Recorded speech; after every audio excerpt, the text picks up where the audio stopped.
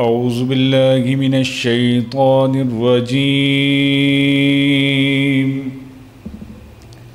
بسم الله الرحمن الرحيم.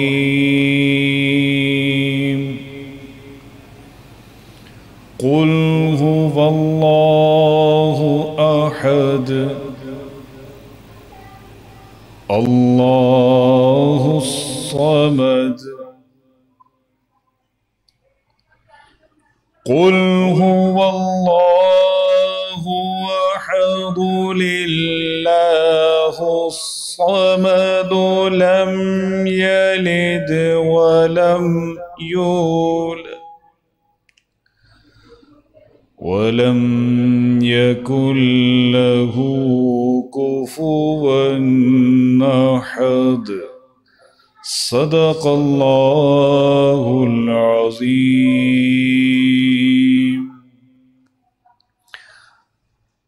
ناظرین کرام، فیض مدینہ نعت کونسل کے زیر اہتمام ماہانہ محفل میلاد مصطفیٰ صلی اللہ علیہ وسلم بسلسلہ 11ویں شریف لے کر ایک بار پھر آپ کے سامنے حاضر خدمت ہیں. اس محفل پاک کا باقاعدہ آغاز قرآن مجید فرقان حمید کی تلاوت سے ہو چکا ہے. آئیے چلتے ہیں حمد کی جانب.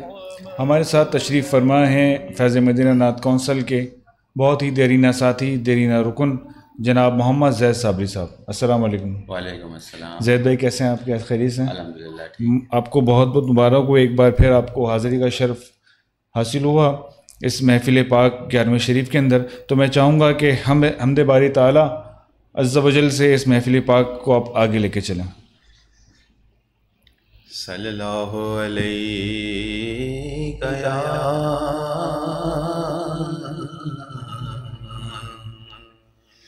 یا رسول اللہ وسلم علیہ یا حبیب اللہ. کعبے کی رونق، کعبے کا منظر، کعبے کی رونق، کعبے کا منظر. اللہ اکبر اللہ اکبر. دیکھو تو دیکھو سبحان اللہ برابر. اللہ اکبر اللہ اکبر اللہ اکبر. سبحان اللہ. اللہ اکبر. کعبے کی رونق، کعبے کا منظر. سبحان اللہ.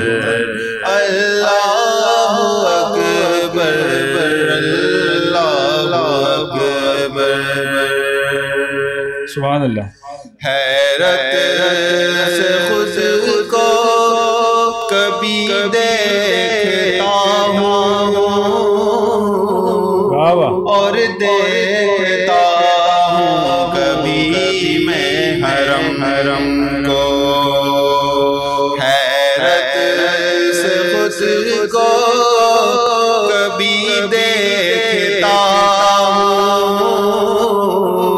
اور دیکھتا ہوں کبھی میں حرم کو. لایا کہاں مجھ کو میرا مقدر. اللہ اکبر اللہ اکبر اللہ اکبر اللہ اکبر. کعبے کی رونق، کعبے کا منظر. اللہ اکبر اللہ اکبر. حمد خدا سے سبحان اللہ. ہے زبان کانوں رس کھولتی ہیں اذان حمد خدا سے اثر ہے زبان کانوں میں رس کھولتی ہے اذان بس ایک صدا آ رہی ہے برابر اللہ اکبر اللہ اکبر اللہ اکبر اللہ اکبر کعبے کی رونق کعبے کا منظر اللہ اکبر اللہ اکبر مانگی ہے میں نے جتنی دعائیں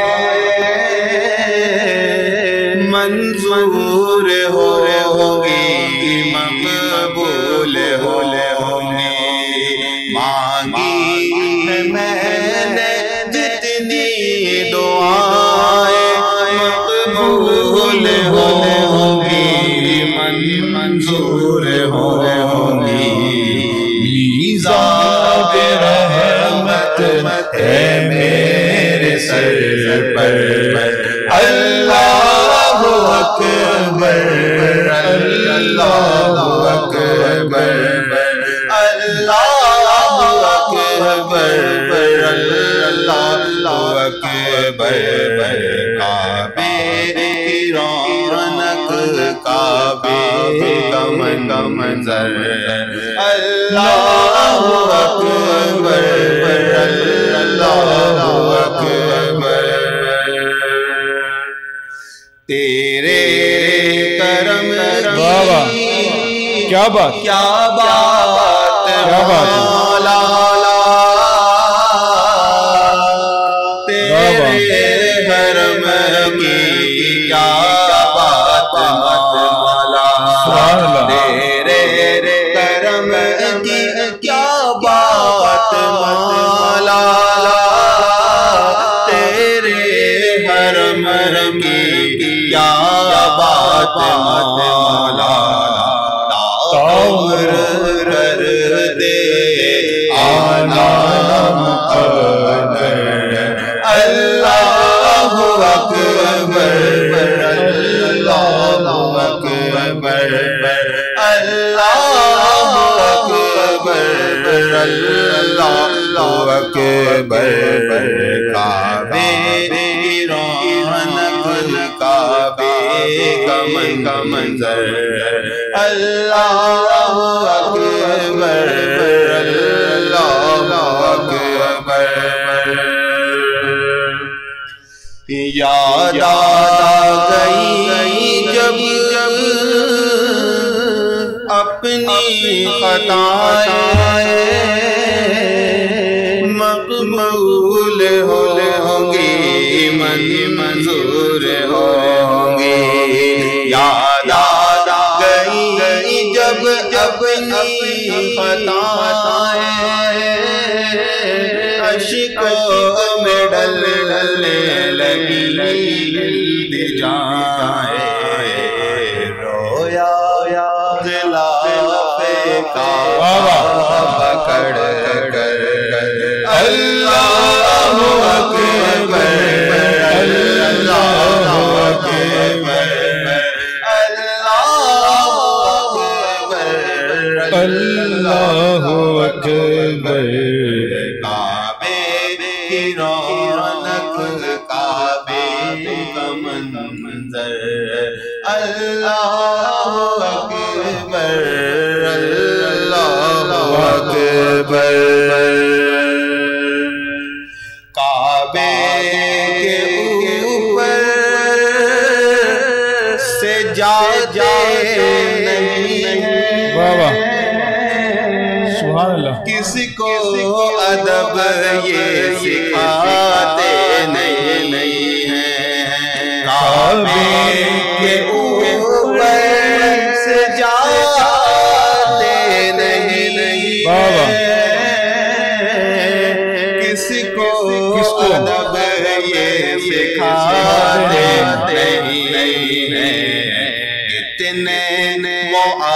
ادب ہے یہ کبوتر اللہ اکبر اللہ اکبر اللہ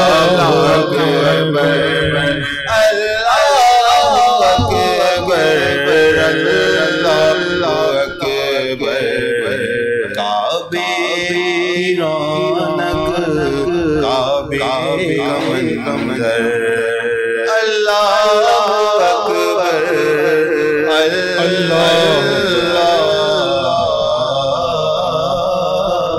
اکبر سبحان اللہ.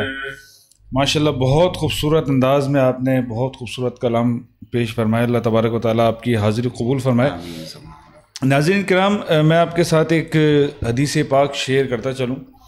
حدیث مبارکہ میں صحیح البخاری کی حدیث پاک ہے کہ دو نعمتیں ایسی ہیں کہ جن کے بارے میں بہت سے لوگ دھوکے میں ہیں. وہ دو نعمتیں کیا ہیں کہ جن کے بارے میں لوگ دھوکے میں ہیں؟ حدیث پاک میں میرے آقا صلی اللہ علیہ وسلم نے ارشاد فرمایا کہ دو نعمتیں ایسی ہیں کہ جن کے بارے میں لوگ دھوکے میں ہیں. ایک صحت اور دوسری فراغت. یعنی آپ یہ سمجھیں کہ صحت مند ہونا واقعی ایک بہت بڑی نعمت ہے، اور صحت کی نعمت کی قدر وہی جان سکتا ہے جو بیمار ہے. اللہ تبارک و تعالیٰ تمام بیماروں کو صحت کاملہ عاجلہ اور نافعہ عطا فرمائے، کیونکہ بیماری ایک ایسی وبا ہے جو اللہ تبارک و تعالیٰ کی طرف سے ایک امتحان بھی سمجھی جاتی ہے، لیکن جب بیمار بندہ ہوتا ہے تو بہت تکلیف میں آ جاتا ہے، بہت پریشان ہو جاتا ہے. وہ مالی طور پہ بھی بہت پریشان ہو جاتا ہے، جسمانی طور پہ پریشان ہو جاتا ہے. نہ کہ وہ خود پریشان ہوتا ہے بلکہ اس کے اہل و عیال، اس کے بیوی بچے، اس کے ماں باپ، اس کے بہن بھائی، دوست احباب سب تکلیف میں آ جاتے ہیں.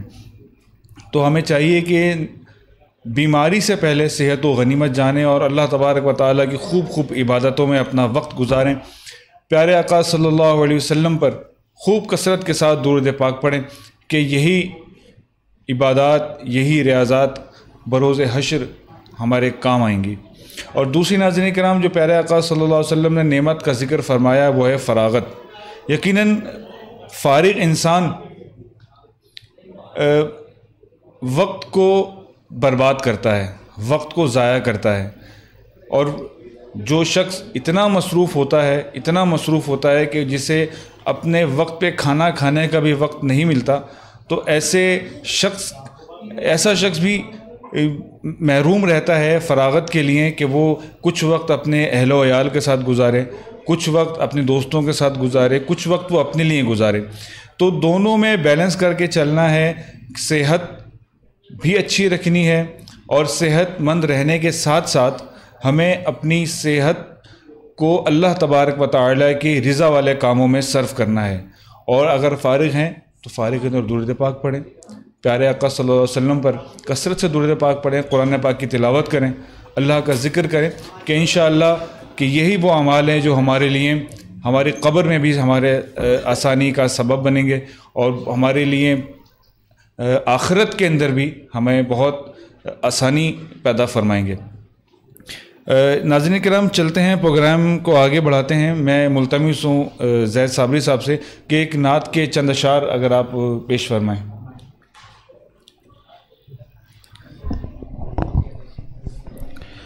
صلی اللہ علیہ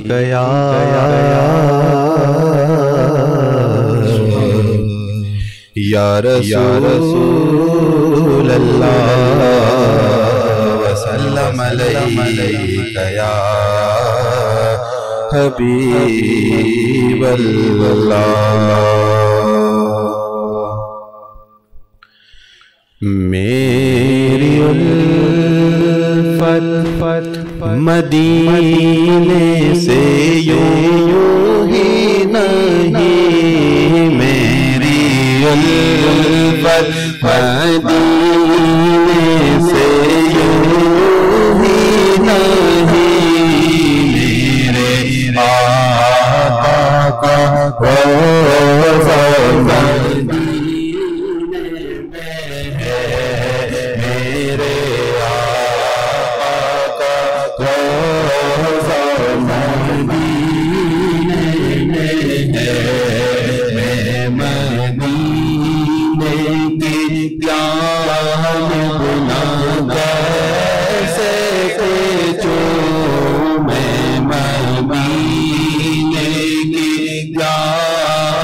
بنا کیسے کھینچوں میرا راہی نور دنیا مدینے میں ہے میرا راہی نور دنیا مدینے میں ہے میرا راہی نور دنیا مدینے میں ہے میری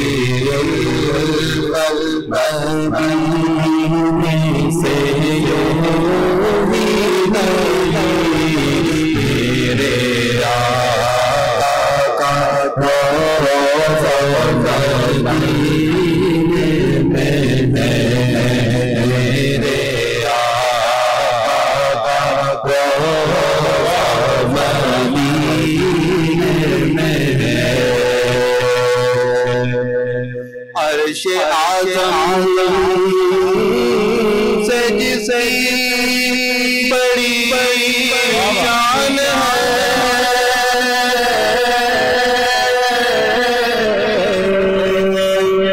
روضہ مصطفیٰ جس کی پہچان ہے روضہ پہچان ہے جس کا ہم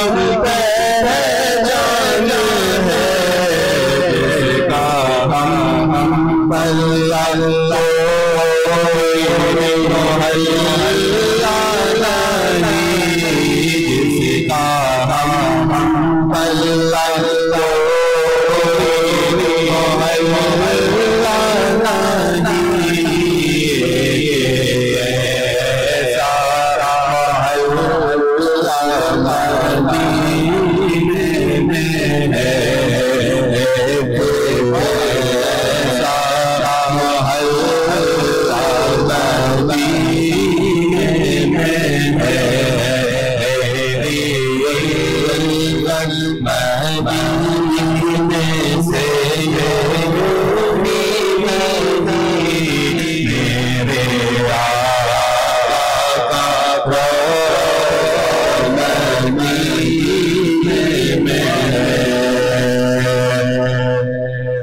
پھر مجھے موت کا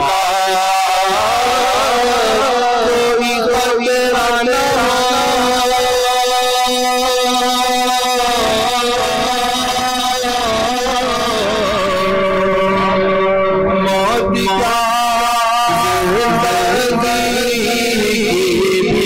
خطرہ نہ موت کا زندگی بھی پرواہ ہو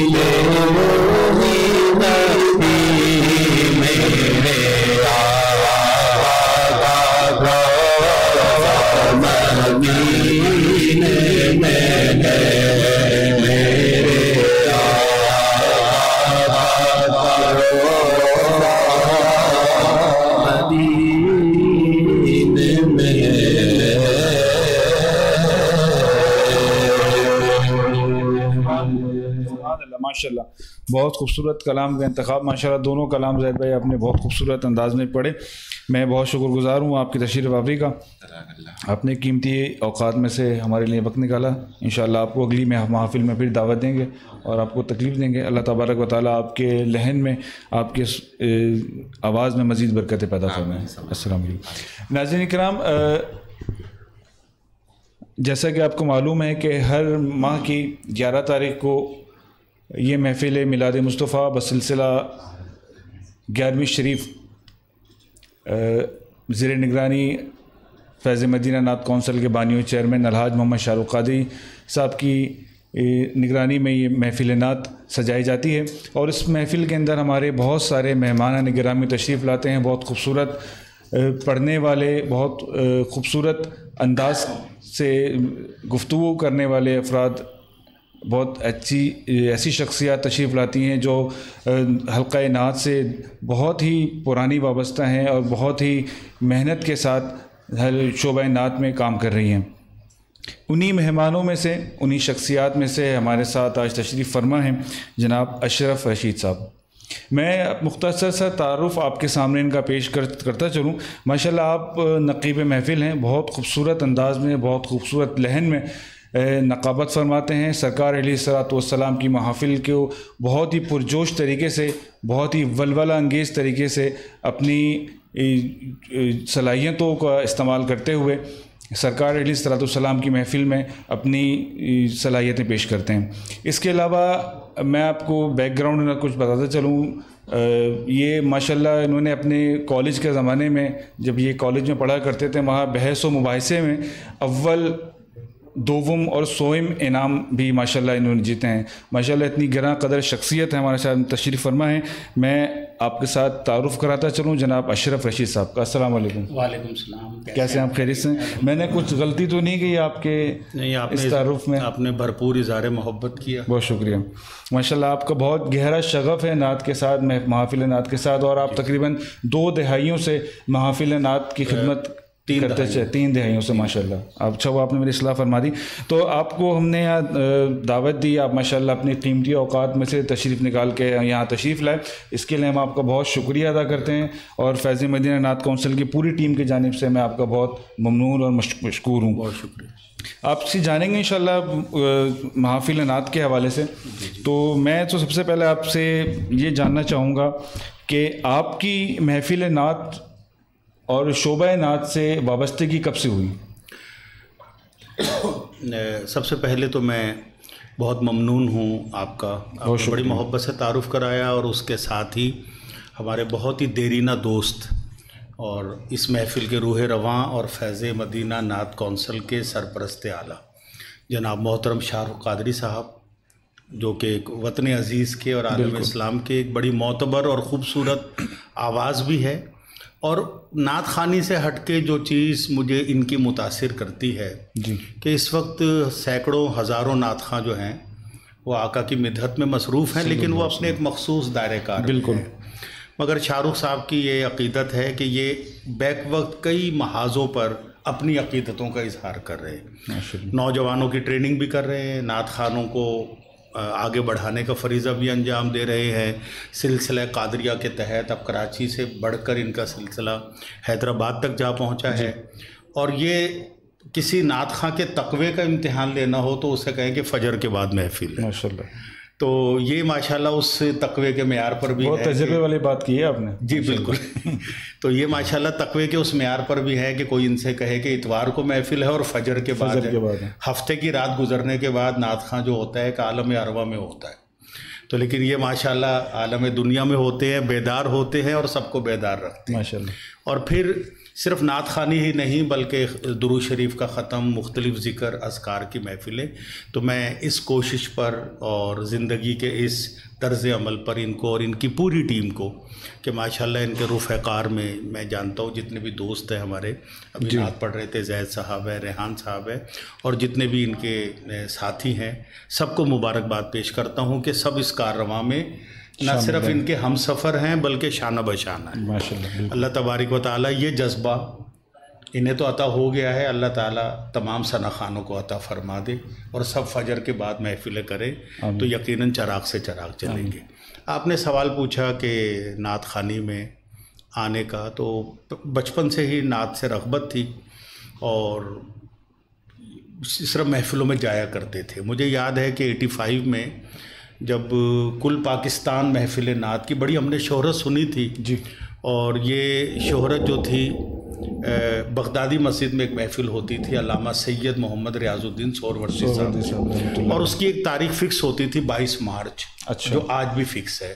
پاکستان کی قدیم محفلوں میں 50 سال یا 60 سال سے وہ محفل جاری ہے، تو اس کی ہم ہر سال شہرت سنتے تھے، لیکن کوئی اسباب نہیں تھے جانے کے۔ تو جب والد صاحب نے سائیکل خرید کے دی تو مجھے یاد ہے کہ میں سائیکل پر وہ محفل سننے کے لیے 3 ہٹی بغدادی مسجد گیا تھا، اور وہاں میں نے پہلی دفعہ اپنی زندگی میں، بس یہ کرم ہے کہ پہلی ہی دفعہ جن نعت خانوں کو سنا، لوگ ان کا نام سن کے بھی فخر محسوس کرتے ہیں۔ پائے کے نعت خان مجھے پہلی نشست میں ہی ایسے نعت خان ملے جن میں استاد قمر الدین قمر انجم، فیصل آباد کے عبدالستار نیازی صاحب، اور بہاولپور کے قاری زبید رسول جو ایک ٹریفک حادثے میں شہید ہو گئے، قاری زبید رسول، اور اس کے ساتھ پھر پاکستان کے قاری وحید ظفر قاسمی، اور جتنے ثنا خان تھے یہ اسٹیج پر تھے، میں نے ان سب کو بیک وقت سنا۔ سبحان اللہ۔ تو یہ میرے لیے ایک سعادت تھی۔ بہت بڑی سعادت کی بات ہے، بالکل بہت بڑی سعادت۔ بس یہ سفر پھر وہاں سے شروع ہوا، پھر ہم نے اپنے علاقے میں ایک سالانہ محفل شروع کی۔ تو 2000 میں ایک خوبصورت واقعے نے میرے گھر کی محفل شروع کرا دی، ماشاءاللہ۔ اور شاہ رخ بھائی جانتے ہیں اس ہستی کو، اور ان کی حاضری ہو چکی ہے، حافظ غلام محمود چشتی صاحب۔ حافظ غلام محمود چشتی صاحب کا جو مزار ہے وہ سلیم سینٹر کے بالکل پیچھے نیو کراچی تھانے کی دیوار کے ساتھ واقع ہے۔ تو حافظ جی سرکار کے گھر پر دستگیر میں دارالعلوم نعیمیہ کے سامنے ہر اتوار کو مغرب سے عشاء تک محفل ہوتی تھی۔ اچھا۔ تو میں ان کو نہیں جانتا تھا، لیکن وہ ہمارے محلے میں ایک بزرگ سید غلام دستگیر شاہ صاحب کے آیا کرتے تھے۔ تو آپ نے ایک جملہ سنا ہوگا اور پڑھا بھی ہوگا کہ اولیاء کی ایک نظر ہوتی ہے۔ بالکل۔ پھر ہم لوگ ایک نظر کی تلاش میں رہتے ہیں کہ بس ایک آپ کو مطلب راستے پہ لگا دیا گیا تھا اس محفل سے، بس آپ کو نظر کی تلاش تھی کہ کوئی تو آنکھ والا گزرے گا اس طرف سے۔ بالکل۔ تو وہ حافظ غلام محمود چشتی صاحب جو تھے اس محفل میں تھے، اور میرے کوئی محفل نعت میں نہ نظامت میں کرتا تھا، نہ میرے یہاں نعت خوانی ہوتی تھی، اور ہم تو شوق میں جاتے تھے کہ 11ویں کی محفل ہے، ہر مہینے ہوتی ہے، تو دوستوں کے ساتھ بیٹھ جاتے تھے۔ تو انہوں نے بھری محفل میں مجھے آگے بلایا، واہ سبحان اللہ، اور بلا کے کہا کہ آپ کچھ سنائیں۔ واہ۔ تو بس یہ سمجھ لیجئے کہ یہ جو جملہ تھا، بس جب انہوں نے کہہ دیا، پھر انہوں نے اپنے گھر کی میں دعوت دی، پھر وہاں باقاعدگی سے شرکت ہونے لگی۔ تو 4 سال تک میں ان کی خدمت میں رہا، ماشاءاللہ، اور 4 سال تک کسی اتوار میں میرا ناغہ نہیں ہوا۔ واہ۔ اور پھر وہ پردہ فرما گئے، مگر وہ مجھے ایک محفل عطا کر گئے۔ بالکل۔ اور وہ محفل بھی اس طرح سے عطا کی کہ اگر مجھے نہیں پتہ کتنا وقت ہے، لیکن بڑی ایمان افروز بات ہے، اس لیے میں بتانا چاہوں گا کہ شاہ رخ بھائی بھی ان سے ملاقات کر چکے ہیں، ان کی حافظ صاحب کی سرپرستی میں پڑھ چکے ہیں۔ تو حافظ صاحب نے ایک دن جب محفل ہوتی ہے نا، تو آپ کو پتہ ہے نعت خواں آ کے پڑھتا ہے، یہ ایک روٹین ہے۔ بالکل۔ لیکن حافظ صاحب نے نعت خواں کو پڑھوانے کے بجائے کیسٹ پہ نعت سنائی لوگوں کو۔ اچھا۔ اور فصیح الدین کی نعت تھی، تیری نگاہ ناز نے مست مجھے بنا دیا۔ تو مجھے تعجب ہوا، اور جیسا آپ نے ذکر کیا کہ کالج کے زمانے میں اور کراچی سطح پہ ہم ڈیبیٹر رہے، تو ایک سوال پوچھنے کی عادت کہہ لیں، سوال پوچھنے کی ایک مطلب ہے کہ ہم یہ نہیں دیکھتے کہ ادب ہے خاموش رہنا ہے، ہم اپنا سوال پوچھ لیتے۔ تو میں نے حافظ صاحب سے پوچھا کہ نعت خواں موجود تھے، آپ نے کیسٹ پہ نعت کیوں سنوائی؟ تو انہوں نے جواب دیا کہ یہ نعت خواں اچھے لگتے ہیں، کبھی کبھی ان کو سن لیتا ہوں۔ واہ۔ تو میں نے کہا یہ تو کراچی میں ہوتے ہیں، آپ ان کو فون کر کے بلا لیں تو یہ آ کے پڑھ دیں گے۔ تو وہ جو اولیاء کا مزاج ہوتا ہے، جو دنیا سے بالکل بیزار ہوتے ہیں، کہتے ہیں حضرت یہ بڑے نعت خواں ہیں، میں کہاں ان کو فون کروں، کیسے یہ آئیں گے، اور کیسے میں ان کا پروٹوکول دوں گا۔ تو میں اس لیے جو ہے نا ان سے رابطہ نہیں کر پاتا، اچھے لگتے ہیں، آسان طریقہ کیسٹ پہ سن لیتا ہوں۔ سبحان اللہ۔ تو پھر میں نے فصیح الدین سے رابطہ کیا بڑی تگ و دو کے بعد، پھر ان سے ایک تاریخ لینے میں میں کامیاب ہوا۔ تو یہ تاریخ تھی 13 فروری 2000۔ اچھا۔ تو جب میں فصیح الدین کو وہاں لے کر گیا تو حافظ صاحب کی خوشی کا ٹھکانہ نہیں رہا، کہ وہ سوچ بھی نہیں رہے تھے کہ یہ اشرف یہ کام کر سکتا ہے۔ اور فصیح الدین سہروردی نے مجھے پابند کر دیا تھا کہ میں صرف ایک نعت پڑھوں گا۔ اچھا۔ لیکن جب حافظ صاحب کی چہرے پہ نگاہ پڑی تو انہوں نے 1 گھنٹہ 20 منٹ پڑھا۔ واہ کیا بات ہے. 1 گھنٹہ 20 منٹ پڑھ کے مجھ سے ٹائم پوچھا. اپنے اپنے رنگ ہوتے ہیں, اپنے اپنے رنگ ہیں. پھر اس کے بعد جب فصیح الدین کو ہم چھوڑنے جا رہے تھے تو میرے والد صاحب جو کہ نعت کی فیلڈ سے وابستہ نہیں تھے, یا وہ مطلب عقیدہ تو تھا لیکن مطلب ہے کوئی شوق نہیں تھا, کوئی ایسا رجحان نہیں تھا, حافظ صاحب کی نگاہ ان پہ بھی پڑی تو ایک نگاہ کئی کام دکھاتی. بالکل. تو میرے والد صاحب مجھ سے کہہ رہے ہیں کار میں کہ حضرت کو کبھی اپنے گھر بلائیں. واہ. تو میں نے فصیح الدین سے کہا, میں نے کہا والد صاحب اتنا مشکل کام کہہ رہے ہیں کیسے کروں گا. تو وہ خوش ہو کے کہنے لگے نہیں آپ اچھے آدمی ہیں, آپ نے مجھے بہت اچھی ہستی سے ملوایا, آپ کل مجھے فون کیجئے گا. تو انہوں نے مجھے 5 مئی 2000 کی تاریخ فصیح الدین نے پہلی. آپ نے بڑی چیزیں نوٹ کر کے رکھی ہوئی ہیں فنگر ٹپس کے اوپر. اصل میں پتہ کیا یہ زندگی کا حصہ ہے, بالکل بن چکی ہیں. تو 5 مئی 2000 کو پہلی محفل ہوئی. اس میں صرف فصیح الدین سہروردی تھے اور ایک مشہور نعت خواں تھے, اس وقت نہیں معلوم وہ کہاں ہیں, حافظ سلیم جہانگیر. اچھا اچھا. صرف ان 2 ثنا خانوں نے پڑھا. تو اس میں حافظ صاحب نے آخر میں جو دعا یا الفاظ کہے یہ قابل توجہ اور قابل ذکر ہیں کہ انہوں نے ولیوں کی دعا دیکھیں آپ کہ انہوں نے کہا یا اللہ اشرف رشید نے یہ تیرے حبیب کے ذکر کی محفل سجائی, اس کی صرف اتنی طاقت تھی. واہ. اب اسے جاری رکھنا تیرا کام ہے چونکہ یہ تیرے حبیب کا ذکر ہے. تو الحمدللہ ابھی ہمارے محبوب بھائی اور شاہ رخ بھائی سب تشریف فرما تھے.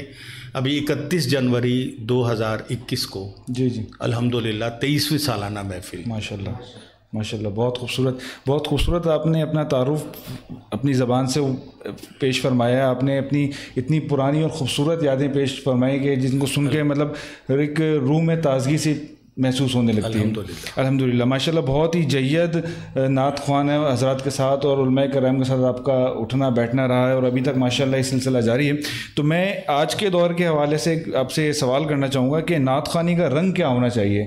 جس طرح آج کل فی زمانہ مروجہ نعت خوانی اور ایک ہمارے جو جس دور سے آپ ہوتے ہوئے آ رہے ہیں اس میں کیا فرق محسوس کر رہے ہیں اور کیا ہونا چاہیے؟ پہلے جو تھی نعت خوانی ایک عقیدت کا, عشق کا اظہار تھا. اب یہ بدلتا گیا وقت کے ساتھ ساتھ. اب نعت خوانی جو ہے نعت خوانی نہیں رہی, پھر یہ شعبہ نعت بنا. شعبہ نعت کے بعد پھر اب یہ نعت انڈسٹری بن گئی. یعنی پہلے ماں باپ کہتے تھے میں اپنے بچے کو ڈاکٹر بناؤں گا, انجینئر بناؤں گا, پائلٹ بناؤں گا. بچہ پیدا ہوتا ہے اسپتال میں, ماں باپ کہتے ہیں رونے میں سور ہے, میں اس کو نعت خواں بناؤں گا. تو یہ جو رجحان اس تیزی سے فروغ پا رہا ہے کہ اس وقت ہمارے ہاں اگر آپ سامعین کو تلاش کریں تو ایک محبوب بھائی آسانی سے دستیاب ہو جاتے ہیں, ورنہ دوسرا سامع شہر میں ڈھونڈنا بڑا مشکل ہے. اچھا, اس میں ایک مزے کی بات یہ بھی ہے کہ پڑھنے والے کے ساتھ سامع بھی خوبصورت ہونا چاہیے. کیا سمجھتے ہیں؟ میں سمجھتا ہوں کہ پڑھنے والا اس وقت تک پڑھ ہی نہیں سکتا جب تک سامنے سامع نہ ہو. اور سامع کا قدردان ہونا ضروری ہے, شعر سناس ہونا ضروری ہے, سامع کا با ادب ہونا ضروری ہے, سامع کا با عقیدت ہونا ضروری ہے, اور سامع کا معیار یہ ہو کہ وہ نعت خواں کی اصلاح بھی کرنا جانتا ہو کہ آپ نے یہ شعر غلط پڑھا ہے یا آپ کو اس طرح پڑھنا چاہیے. ایسے لوگوں سے محفلوں میں رنگ آتا ہے. غلط شعر پہ داد دینے والوں سے تو محفل اور خراب ہو جاتی ہے. اور ہمارے یہاں یہ رجحان لیکن پھر اس کا نعت خواں کے اندر بھی اتنا ظرف ہونا چاہیے کہ وہ سامنے والے کی بات کو وہ تو میں نے آپ سے عرض کیا نا کہ پہلے نعت خوانی تھی, اب یہ نعت انڈسٹری بن گئی ہے. اور انڈسٹری میں آپ کسی ملازم کو اگر ڈانٹ دیں تو وہ برا تو مانے گا. بالکل. اچھا, بہت خوبصورت گفتگو آپ سے جاری ہے. تو ایک بات میرے ذہن میں آئی کہ ایک تو نعت خوانی کا شعبہ ماشاءاللہ اتنی ترقی کر گیا ہے جدت کے ساتھ, نئے دور کے ساتھ. تو میں جاننا چاہوں گا کہ ایک نعت خواں کی جو اس فیلڈ سے جس طرح آپ نے فرمایا ایک شعبہ بن گیا, ایک انڈسٹری بن گیا, تو اس انڈسٹری کے اندر, اس شعبے کے اندر نعت خواں کی ایک وضاقتہ کیا ہونی چاہیے؟ کیا وہ ماحول کے حساب سے ڈھل کے نعت خوانی کی شعبہ اختیار کرے یا وہی اس کی وضاقتہ ہونی چاہیے جو ہونی چاہیے؟ اس فورم پہ مجھے ایک سہولت یہ ہے کہ یہ چونکہ میرا ایک طرح سے اپنا فورم بھی ہے, اپنے دوست کا پروگرام ہے, اور شاہ رخ قادری صاحب میں نے جیسا شروع میں عرض کیا کہ خود ایک بڑے تقوی کی شاہراہ پر سفر کر رہے ہیں, اس پلیٹ فارم سے اچھی بات کہی جا سکتی ہے. بالکل. نعت خوانوں میں میں ایک پیغام دوں گا, چاہے اس کے بعد ممکن ہے کہ کل کافی نعت خواں مجھ سے ناراض ہوں, تو اس کی پھر مجھے کوئی پرواہ نہیں ہے, کیونکہ اگر ہمارے شاہ رخ قادری کے پلیٹ فارم سے حق بات نہ کہی جائے. ہمارا مقصد دیکھیں اصلاح کا ہے, ہمارا مقصد میں اصلاح کی بات کر رہا ہوں. نعت خوانوں کو سب سے پہلے یہ کرنا چاہیے کہ اپنے گھر پر سالانہ ایک محفل کریں. جی 10 لاکھ کی نہ کریں، 1 لاکھ کی کریں، 1 لاکھ کی نہیں کر سکتے 1000 کی کریں، 1000 کی نہیں کر سکتے 100 روپے کی کریں، صرف 10 لوگوں کو بلائیں اور 10 کپ چائے بنا دیں اور ایک چھوٹی سی محفل کریں.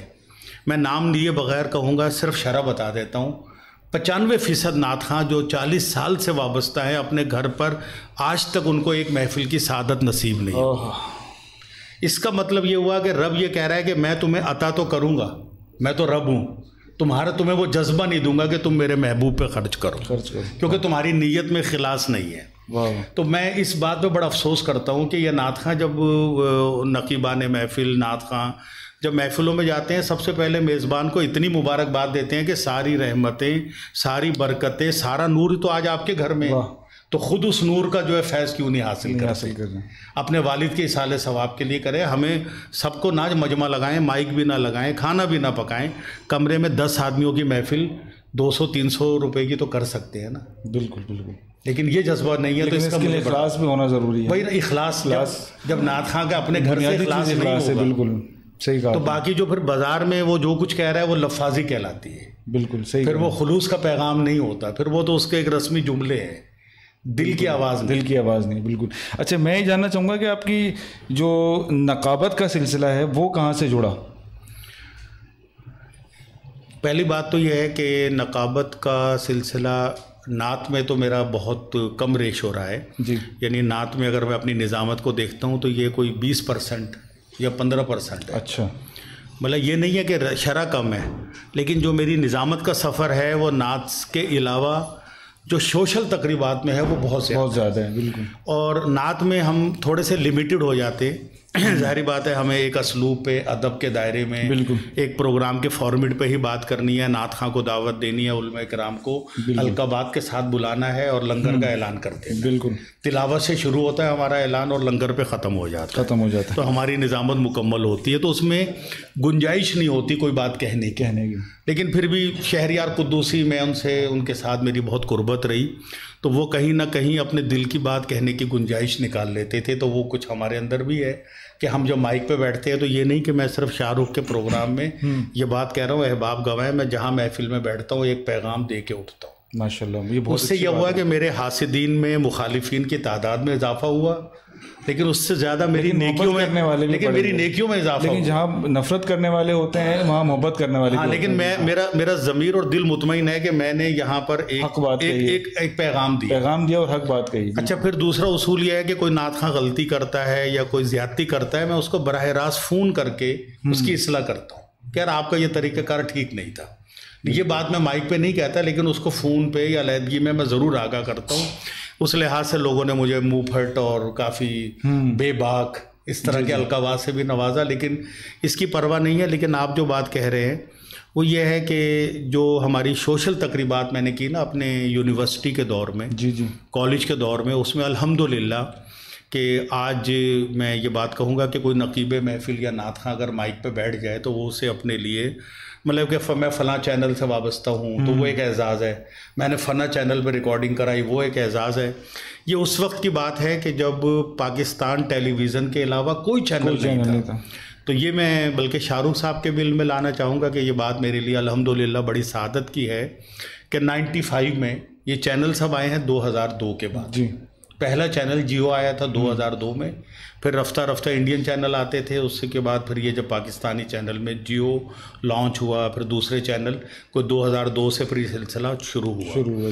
تو 1995 میں کھارا در میں ایک محفل ہوتی تھی کراچی کی 5 بڑی مرکزی محافل میں، اس کا شمار ہوتا تھا چھاگلا اسٹریٹ، بڑی مشہور ہے آج بھی اس کی جو لائٹنگ اور وہ ہے.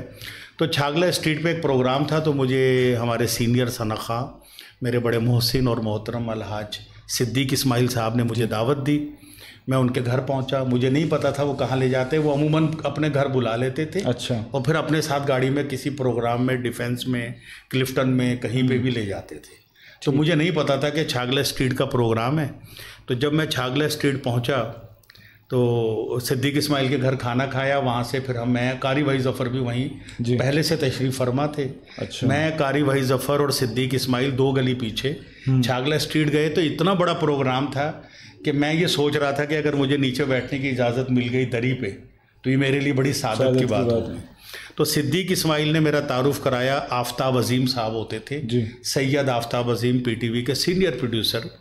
تو ان سے میرا تعارف کرایا اور تعارف کرا کے کہنے لگا یہ آج کے نقیب محفل ہے. ماشاء اللہ. تو میں نے کہا صدیق بھائی. کہتا ہے یار میں نے بہت نظر ڈالی, تمہارے علاوہ مجھے کوئی نظر نہیں آیا. تو پھر آفتاب عظیم نے جب مجھے کیمروں کی ٹیکنیک سمجھانے کی کوشش کی تو میں نے کہا سر میں کیمرہ نمبر 1 کو فالو کروں گا. تو کہنے لگا آپ کو کیسے پتہ؟ میں نے کہا میں یہ بات اب مجھے یہاں بھی کہہ رہا ہوں چونکہ میرے ماضی کا ایک زندگی کا حصہ ہے کہ میں پی ٹی وی کے متعدد ڈراموں میں کام کر چکا تھا. اچھا. ایز اے ایکٹر بھی اور ایز اے سینئر اداکار. تو میں نے وہاں پر وہ جو پی ٹی وی کے اسٹوڈیو ڈی میں سی میں ریکارڈنگ ہوتی تھی تو پاکستان کے بڑے بڑے سینئر اداکاروں کے ساتھ میں نے کام کیا. تو مجھے وہ کیمروں کی ٹیکنیکس اور ریکارڈنگ کے جو طریقہ کار تھے اس سے میں آگاہ تھا. تو میں نے کہا لگا اچھا انہوں نے پوچھا کس کے ساتھ کام کیا. میں نے 4-6 پروڈیوسرز کا نام لیا تو کہنے لگے صدیق اسماعیل یہ بندہ تو بالکل ٹرینڈ ہے. تو اس میں مجھے سعادت یہ ہوئی کہ اس میں نے 4 نعت خوانوں کو دعوت دینے کی سعادت حاصل کی. ماشاءاللہ. اور اتنے بڑے نام کہ میری زندگی میں شاید کوئی اس کے بعد اتنا بڑا پروگرام نہیں آیا جس میں الحاج صدیق اسماعیل, قاری وحید ظفر قاسمی, سید محمد فصیح الدین سہروردی اور اسلام آباد سے صدارتی ایوارڈ یافتہ ثنا خواں منصور تابش جو پارلیمنٹ میں پڑھتے تھے. ان 4 ثنا خانوں کو میں نے پڑھوایا. اس کی ریکارڈنگ میرے پاس آج بھی موجود ہے.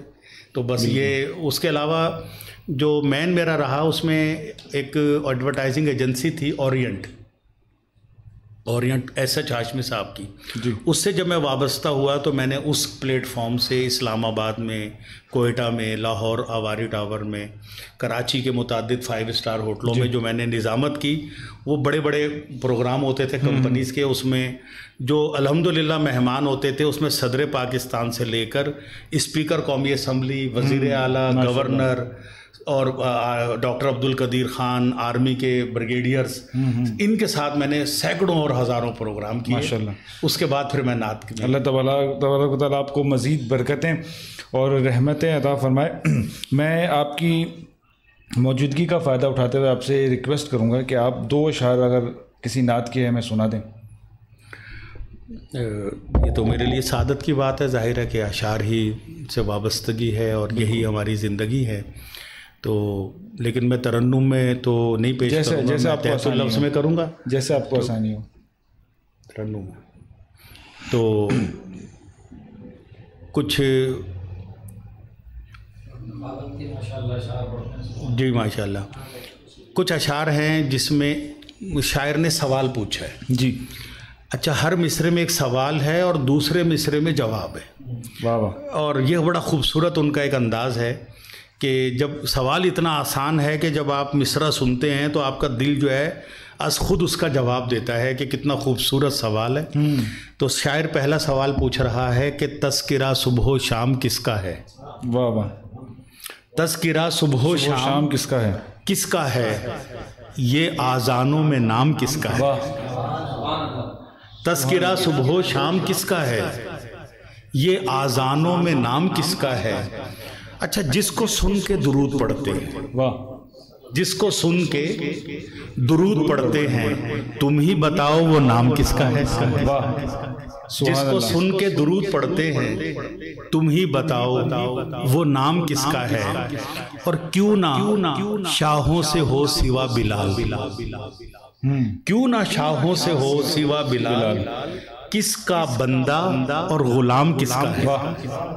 کس کا بندہ اور غلام کس کا ہے. اور شاعر اگلے سوال کے لیے کہہ رہا ہے پوچھئے یہ سوال قرآن سے, پوچھئے یہ سوال قرآن سے, کس پہ اترا اور کلام کس کا ہے. کس پہ اترا اور کلام کس کا ہے. اور اعجاز رحمانی صاحب کے یہ اشعار تھے. اور اس کے ساتھ مجھے ایک شعر بڑا پسند ہے اور وہ شعر ہے سلیم کوثر صاحب کا.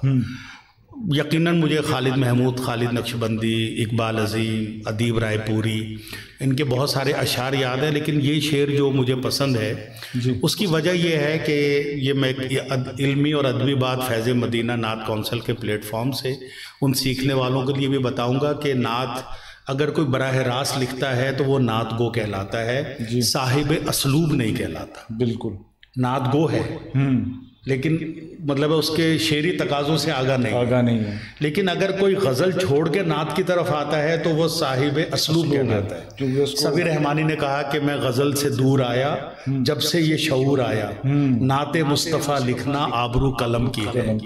تو وہ غزل لکھتے تھے، غزل سے نعت کی طرف آئے۔ اقبال عظیم غزل لکھتے تھے، غزل سے نعت کی طرف آئے۔ ادیب رائے پوری غزل کہتے تھے، غزل سے نعت کی طرف آئے۔ تو جب کرم ہوتا ہے تو اللہ کہتا ہے مجازی محبوب کو چھوڑو، حقیقی محبوب کی تعریف کرو۔ اس کی شاعری میں پاکیزگی ہو تو اللہ کرم کرتا ہے۔ سلیم کوثر ہمارے ملک کے بہت بڑے شاعر ہیں، ان کی ایک غزل بڑی مشہور ہوئی، میں خیال ہوں کسی اور کا، مجھے چاہتا کوئی اور ہے۔ تو جب اتنی اچھی شاعری وہ کرتے تھے تو جب ان پر کرم ہوا تو انہوں نے ایک شعر پڑھا، غزل نعت کا پہلا شعر کہا۔ اب ایک منجھا ہوا غزل کا شاعر جب نعت کا پہلا شعر کہہ رہا ہے تو شعری تقاضوں کی تکمیل کس طرح ہو رہی ہے کہ جب یہ شعر میں نے سید محمد فصیح الدین سہروردی کے گھر پر ان کی سالانہ محفل میں پڑھا تو وہ زار و قطار رو پڑے۔ اچھا۔ اور انہوں نے یہ کہا کہ شعر کی تشریح کی ضرورت نہیں ہے، یہ شعر خود بول رہا ہے۔ واہ۔ اور شعر اگر بولے، دیکھو ہمارے نعت خواں یہ کرتے ہیں کہ جی میں جو شعر سنا رہا ہوں اس میں ایک شاعر نے بڑا خوبصورت نکتہ، علماء سے زیادہ اس کی تشریح کر دیتے ہیں تو شعر کا حسن ہی ختم ہو جاتا ہے۔ شعر کی تشریح نہ کی جائے، آپ شعر کا مطلب نہ سمجھائیں، یا تو اتنا آسان پڑھیں کہ لوگوں کی سمجھ میں آ جائے، یا اتنا مشکل پڑھے کہ آپ دیکھیں کہ مجمع اسے سمجھ سکتے، یہ فیصلہ کریں۔ تو سلیم کوثر نے شعر پڑھا کہ انہی سے عشق کرو، انہی کے راستے میں رہو۔ اب میں تو تشریح نہیں کروں گا لیکن میں یہ لفظ انہی پہ ضرور بتاؤں گا کہ ہم کہتے ہیں کہ یار ایسا کرو کہ زید کے پاس چلے جاؤ، 5,000 روپے لے لینا۔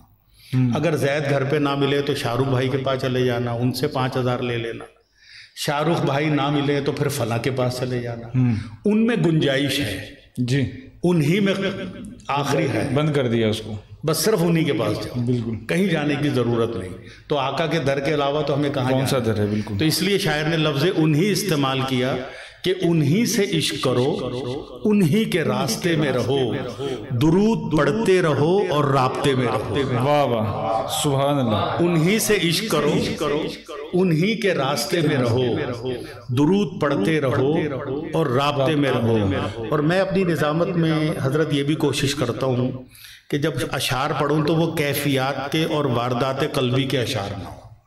کیفیات اور واردات قلبی کے اشعار وہ ہوتے ہیں، میں مدینے جاؤں گا، میں کھجوریں کھاؤں گا، گنبد خضرا کے نیچے سو جاؤں گا، میں وہاں پہ شب و روز بسر کروں گا، یہ آپ کی کیفیات ہیں، حضور کی نعت نہیں۔ تخیلاتی، یہ آپ کا تخیل ہے، عقیدت ہے، تمنا ہے، آرزو ہے، آپ کی امنگیں ہیں، ان کو چھوڑے، اپنی ذات کو مٹا دے، کہیں کہ بس میں آقا کا حسن و جمال کا تذکرہ کرنے جاؤں گا کہ میں گنبد خضرا کے نیچے بیٹھ کے آقا کی سخاوت کا، ان کی شفقت کا، ان کی محبت کا، ان کی الفت کا، ان کی تربیت کا ذکر کروں گا۔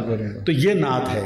تو ادیب صاحب نے بھی بہت خوبصورت نعتیں لکھی، 2 شعر میں اس کے پڑھ دیتا ہوں کہ اس میں آپ نعت کا رنگ دیکھیں کہ یہ میرے لب چرچا تیرا، یہ میرے لب چرچا تیرا، آنکھیں میری جلوہ تیرا، سبحان اللہ، آنکھیں میری جلوہ تیرا، میرا قلم تیرا کرم، میرا سخن چرچا تیرا، میرا قلم تیرا کرم، میرا سخن چرچا تیرا۔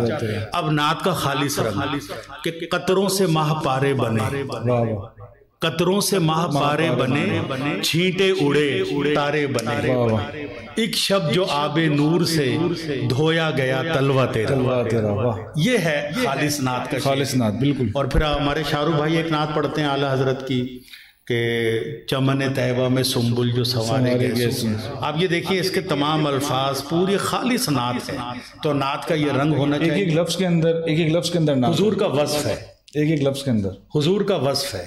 اور حضور کے اوصاف تو ہم تو نہیں تلاش کر سکتے، ہم وہاں تک نہیں پہنچ سکتے، لیکن ہماری رہنمائی کرتا ہے قرآن حکیم۔ بالکل، کہ اگر ہم قرآن حکیم کو بہت محبت سے پڑھیں ترجمے کے ساتھ تو ایک ایک لفظ حضور کی مدحت کر رہا ہے۔ اور اللہ سے زیادہ خوبصورت نعت کہنے والا کون ہے؟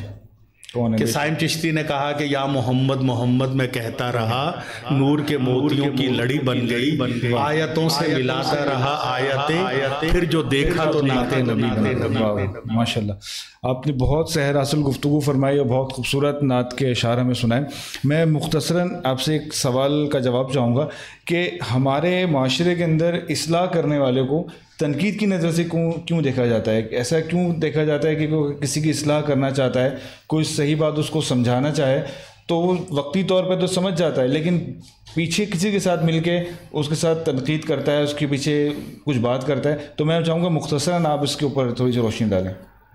آپ نے بڑا ایک سلگتا اور حساس موضوع جو ہے میرے سامنے رکھ دیا ہے، اس لیے میں نے کہا مختصر سے، کیونکہ روک لیتی ہے آپ کی نسبت تیر جتنے ہم پہ چلتے ہیں، تو مجھ پہ تیر چلانے والوں کی تعداد بہت زیادہ ہے، تو میں تو روزانہ 4-6 تیر سہتا رہتا ہوں۔ اللہ اکبر۔ اور تیر چلانے والوں کو جب یہ کہتا ہوں کہ یار آپ نے یہ تیر نہ چلائیں، آپ تیر نہ چلائیں، آپ پھول برسائیں، تو میری پھول والی بات پھر انہیں تیر کی طرح لگتی ہے کہ یار اس نے ہمیں یہ کہہ دیا۔ تو یہ فی زمانہ واقعی ایک تکلیف دہ بات ہے کہ اصلاح کرنے والا اپنی اصلاح نہیں چاہتا۔ ایک ہمارے اندر جذبہ یہ آ گیا ہے کہ جو میں کر رہا ہوں وہ ٹھیک ہے، میں غلط بھی کر رہا ہوں تو میں ٹھیک ہوں، وہ صحیح بھی کہہ رہا ہے تو وہ غلط ہے۔ جب یہ موازنہ ختم ہو جائے زندگی سے تو آپ کسی کی اچھی بات سنتے ہی نہیں ہیں۔ ہمارے نعت کے شعبے میں اور مذہب کے شعبے میں مساجد میں یہ المیہ ہے کہ اگر ممبر پر ایک امام صاحب کوئی غلط بات کر رہے ہیں، اللاجیکل بات کر رہے ہیں، کوئی تنزیہ بات کر رہے ہیں، تو مسجد میں 2000 نمازی موجود ہیں، تو 2000 نمازی کہتے ہیں کہ میں کیوں بولوں، یہ 1999 اور بھی تو ہے، وہ 1999 کہتے ہیں میں کیوں بولوں، وہ موجود ہے، جب کوئی نہیں بول رہا تو میں کیوں بولوں۔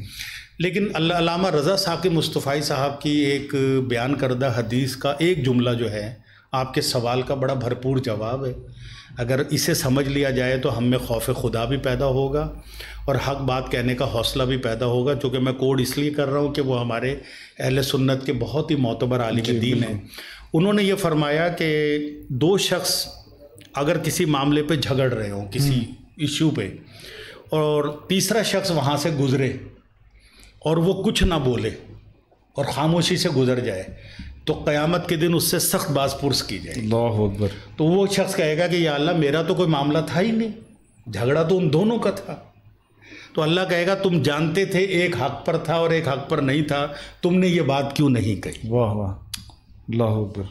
تو بس یہ جذبہ جب تک ہمارے اندر نہیں ہوگا نا کہ ہم بس یہ سوچ کے کہ میرا مسئلہ نہیں ہے، میں اس کے لیے کیوں بولوں، میں اس کے لیے کیوں لڑوں، میں اس کے حق میں کیوں بات کروں۔ بالکل۔ اور پھر دوسرا فی زمانہ ہم لوگ تعلقات اور PR جیسے پبلک ریلیشن کہتے ہیں، ہم لوگ اس کی طرف بہت بڑھ گئے۔ میں چاہتا ہوں سب سے مقبول فیس بک پہ اور واٹس ایپ پہ میں ہی رہوں، اور میں نمبر 2 کہ میرا شہر میں کوئی مجھے برا کہنے والا نہ ہو۔ نمبر 2 میں اگر ایک بھینس کے ساتھ بھی تصویر ڈال دوں تو کوئی بحث نئی چیز ہے، نہ میں کوئی نئی چیز ہوں اور نہ کوئی تصویر نئی چیز ہے، لیکن جو 10,000 کومنٹس آئے وہ آئیں کہ واہ واہ واہ واہ آپ کے تو جواب نہیں ہے، اس بھینس کے ساتھ تو آپ بڑے خوبصورت لگ رہے ہیں۔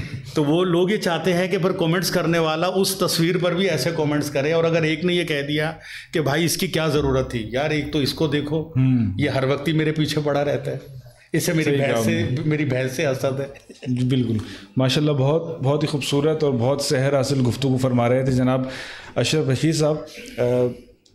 بہت ہی آپ نے ملاحظہ فرمایا ہے کہ بہت ہی پرانی یادیں اپنی ہم سے شیئر کر رہے تھے۔ میں بہت شکر گزار ہوں اشرف صاحب آپ کا کہ آپ نے اپنی قیمتی اوقات سے وقت نکال کے ہمارے اس پروگرام کو دیا۔ انشاءاللہ ہم آپ کو آئندہ بھی زحمت دیتے رہیں گے، آپ کو آئندہ دعوت دیتے رہیں گے۔ اصل میں اس پروگرام کے لائیو جانے کے بعد اب وہ شاہ رخ صاحب فیصلہ کریں گے کہ اگلے پروگرام میں مہمانوں کی ترتیب کیا ہوگی، لیکن بہرحال یہ میں ان کا ممنون ہوں کہ ایک عید کے دن خاص طور پہ ایک بہت اچھا دن جو کہ ملنے کا دن ہے، مبارکباد کا دن ہے، اور ایک دوسرے سے لیگ سے لیگ کا بڑا اچھا موقع انہوں نے فراہم کیا، باوجود اس کے کہ عید پر آپ کو پتہ ہے ہر شخص کی فیملی مصروفیات ہوتی ہیں، مگر ان کا خلوص اور ان کی محبت ایسی ہے کہ میں نے خود اپنی فیملی سے کہا کہ آپ لوگ جو بھی پروگرام رکھیں، تو میرے لیے سعادت کی بات ہے کہ ایک دوست نے اتنی محبت سے دعوت دی ہے، تو میں ان کا بھی شکریہ ادا کرتا ہوں کہ انہوں نے نہ صرف بلایا بلکہ یہاں بٹھایا اور بہت کچھ آپ سے کہلوایا. نہیں، میں ماشاء اللہ آپ کی بہت پرانی باتوں سے بہت کچھ سیکھنے کو بھی ملا، اور یقیناً طور پر ہمارے ناظرین کو جو نوجوان افراد ہیں جو اس شعبے سے وابستہ ہیں یا وابستہ ہو رہے ہیں، ان کو بھی ماشاء اللہ ان سے بہت کچھ سیکھنے کو اور سمجھنے کا موقع ملے گا. اصل میں یہ آخری بات میں بس یہ کہہ کے آپ کا بھی شکریہ ادا کرتا ہوں کہ یہ ادب کی راہ ہے. بالکل، یہ تجربات کا راستہ نہیں ہے. یہاں آپ تجربات نہ کریں. یہ تو ایک بہتے ہوئے دریا سے آپ کو فیض پانے کا، پیاس بجھانے کا رب نے موقع دیا ہے. بالکل، اسے ضرورت نہیں ہے. اچھا نعت خواں پہلے تو یہ بات ذہن میں بٹھا لیں، تمام نعت خواں، میں بلا نام لیے پوری دنیا کے نعت خوانوں کو کہہ رہا ہوں کہ نعت خواں یہ ذہن میں بٹھا لیں کہ وہ ضرورت نہیں ہے.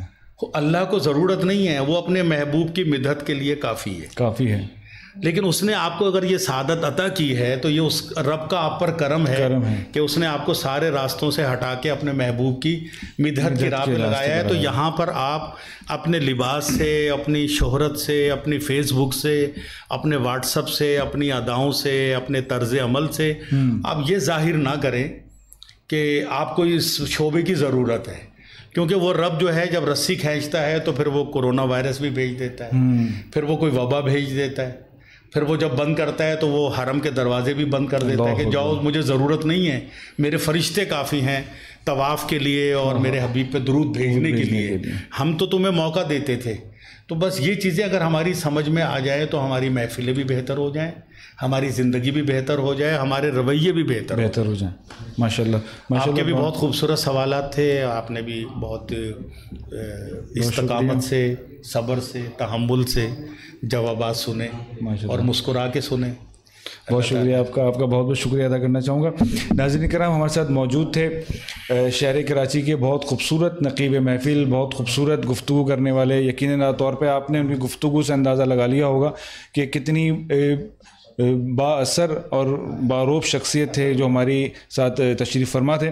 اب ناظرین کرام، ہمارے ساتھ ایک اور شہر کراچی کی خوبصورت شخصیت جن کا تعارف میں آپ کے سامنے مختصراً تعارف پیش کرتا چلوں. ماشاءاللہ نوجوان ثنا خواں ہیں، مختلف ٹی وی چینلز پہ، نیشنل ٹی وی چینلز پہ آپ ان کو دیکھتے رہتے ہیں، اور ماشاءاللہ نعت خوانی بھی کرتے ہیں اور ہوسٹ بھی ہیں. ماشاءاللہ بہت سارے پروگرامز ہوسٹنگ بھی کرتے رہتے ہیں، اور ابھی ان دنوں میں نے سنا ہے کہ ماشاءاللہ وہ کراچی یونیورسٹی سے ایم فل بھی کر رہے ہیں. میں بہت ہی ادب کے ساتھ، بہت ہی پرطباق طریقے کے ساتھ آپ کو اس پروگرام میں دعوت دیتا ہوں. جناب اسد ایوب صاحب، السلام علیکم. جی وعلیکم السلام ورحمۃ اللہ. کیسے ہیں آپ؟ خیریت سے ہیں؟ آپ کا بہت بہت شکریہ کہ آپ نے اپنے قیمتی لمحات میں سے اور خصوصی طور پہ عید کے موقع پر ہمیں وقت عطا فرمایا. آپ کا بہت بہت شکریہ. آپ کا بہت شکریہ. اور سب سے پہلے میں بہت شکر گزار فیض مدینہ نعت کونسل کا، اس بہت کے شکریہ. سربراہ چیئرمین جناب محمد شاہ رخ قادری بھائی کا، جو کہ ماشاءاللہ خود ایک بہت پیاری محبت بھری شخصیت ہیں. بالکل اخلاق سے سب سے ملتے ہیں، سب ان سے بہت پیار کرتے ہیں، اور ایک عرصے سے حضور نبی کریم صلی اللہ علیہ وسلم کی بارگاہ میں مدح سرائی کرنے کا شرف حاصل کر رہے ہیں. تو انہوں نے جب آج کے اس پروگرام کے لیے مجھے کہا تو یقیناً جیسے اشرف رشید صاحب ابھی گفتگو کر رہے تھے کہ یہ دن تو بالخصوص فیملی کے لیے ہوتے ہیں. بالکل. لیکن یہ شعبہ نعت کے تمام لوگ بھی ہماری فیملی ہے. بالکل. اور چاہے کوئی خوشی کا موقع ہو، چاہے کوئی غم کا موقع ہو، ہم سب ایک دوسرے کے ساتھ رہتے ہیں. میں کیونکہ ہمارا پروگرام کا وقت بہت قلیل ہے تو میں چاہوں گا کہ کچھ گفتگو کرنے سے پہلے آپ کچھ نعت کے اشعار ہمارے سامنے کی نظر فرمائیں.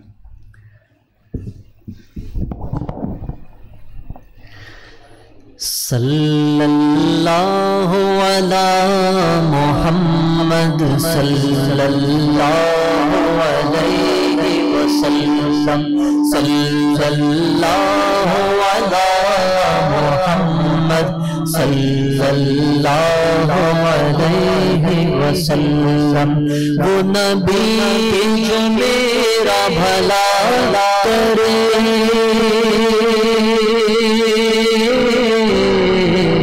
وہ نبی جو میرا بھلا کرے، میری مغفرت دعا کرے، مجھے بھول جائے وہ حشر میں، ہمیں بھول جائے وہ حشر میں، میرے دشمنوں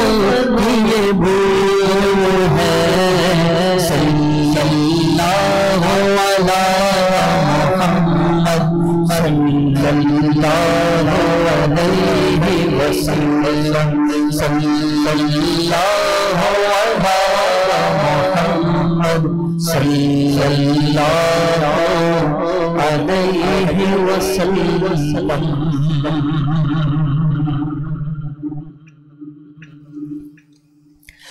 محمد سید الکونین والثقلین والفریقین من عرب ومن عجم مولاي صلی وسلم دائما ابدا على حبيبك خير الخلق كلهم. درود والسلام یہی کہنا خدا کا ہے.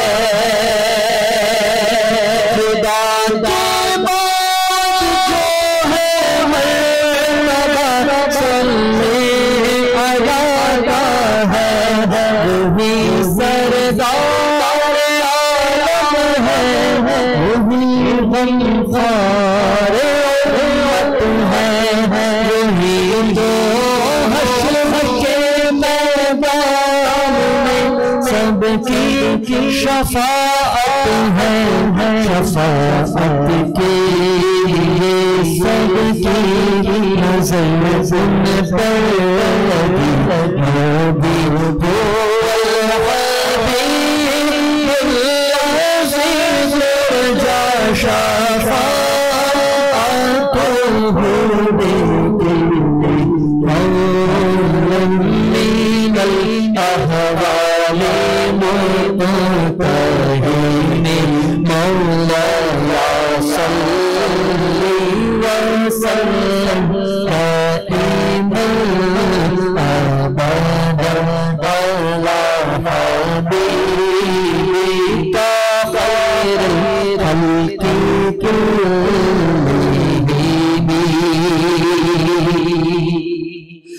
يا ربي بالمصطفى بلغ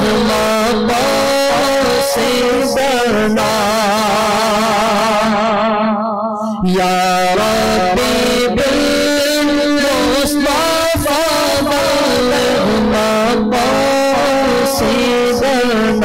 واغفر لنا ما مضى يا واسع الكرم. مولاي صلي وسلم دائما ابدا على حبيبك خير الخلق كلهم.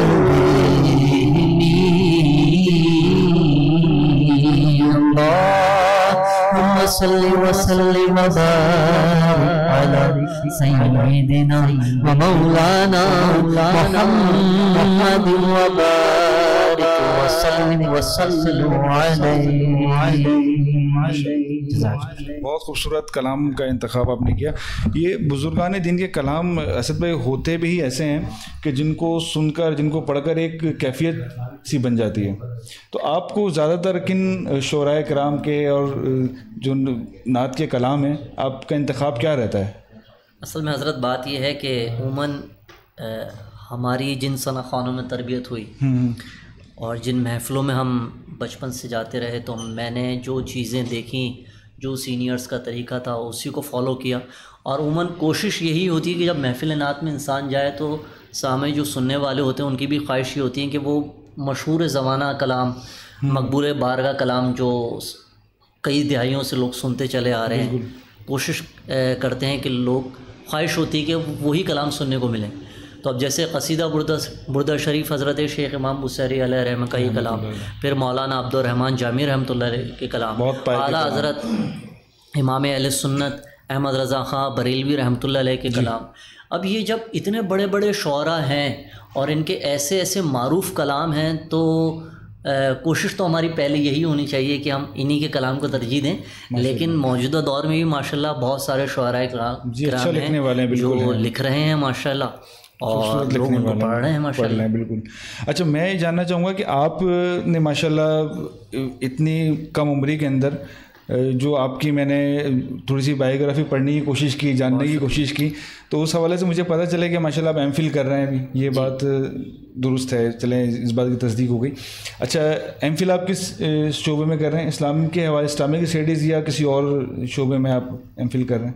سر دیکھیں بچپن سے تو میں ویسے ایک بہت ایوریج اسٹوڈنٹ تھا. اچھا. لیکن یہ نعت کی برکت ہے کہ انسان ہمیشہ جو ہے نا اس نعت کی برکت سے نمایاں نظر آتا تھا 100 اسٹوڈنٹس کے اندر بھی. بالکل بالکل. تو کہتے ہیں نا جیسے جیسے ذمہ داریاں بڑھتی جاتی ہیں، کہتے ہیں نا سر پہ پڑی اب سمجھ آئے گی. تو کچھ سال ہم نے بھی اپنے کھیل کود میں گزارے، لیکن جیسے جیسے سمجھ آئی، شروع سے سیلف میڈ تھا ہر معاملے میں. پھر والد صاحب کہتے تھے بیٹا کچھ کرو نہ کرو لیکن جو ہے نا پڑھ لو.